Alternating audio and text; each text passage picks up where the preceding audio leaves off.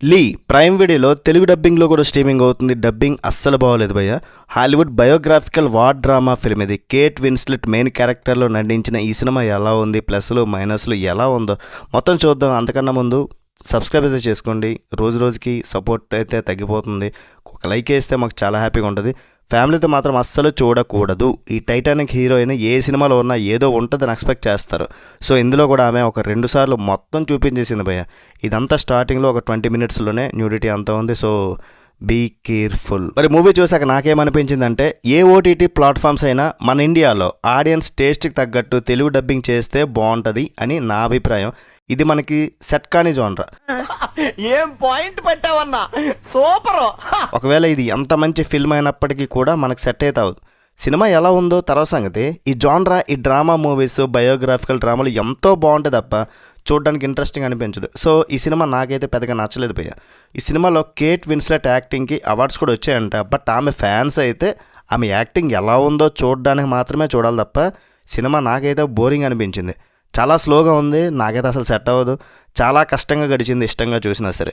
Entertainment కోరుకుంటే మాత్రం ఈ సినిమా మీరైతే అసలు చూడొద్దు.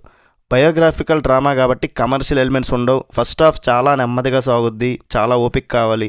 రెగ్యులర్ హాలీవుడ్ వార్ మూవీస్లో ఉండే భారీ యాక్షన్, గన్ ఫైట్స్ అస్సలు ఉండవు. ఇది యాక్షన్ కన్నా ఎమోషన్ మీద నడిచే సినిమా అనమాట.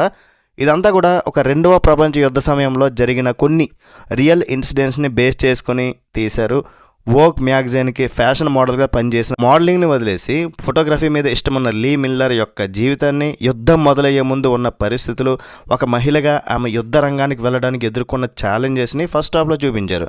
ఇది కొంచెం స్లోగా చాలా ల్యాగ్ అనిపిస్తూ ఉంటుంది. క్యారెక్టర్ ఎస్టాబ్లిష్మెంట్కి చాలా టైం తీసుకున్నారు. ఇక సెకండ్ హాఫ్ మొత్తం కూడా ఈ 2వ ప్రపంచ యుద్ధం తాలూకు భయానక దృశ్యాలు, ఆ కాన్సన్ట్రేషన్ క్యాంపుల్లో నాజీలు చేసిన దారుణాలు, ఇవన్నీ లీ మిల్లర్ కళ్ళతో లేడీస్ మీద కొన్ని దౌర్జన్యాలు, ఇవన్నీ ఆమె కెమెరా లెన్స్ గుండా చూపించారు. బట్ అవి మనకు అంత కనెక్ట్ అయ్యలేవు. సెకండ్ హాఫ్ మొత్తం ఎమోషనల్గా ఉంటుంది, బట్ కనెక్ట్ అవ్వలేమన్నమాట. టెక్నికల్గా మాత్రం మూవీ పర్లేదు భయ్, పర్లేదు. ఫైనల్గా ఈ మూవీ గురించి చెప్పాలంటే, Kate Winslet Titanic heroine acting తప్ప ఈ సినిమాలో చూడడానికి ఏం లేదు.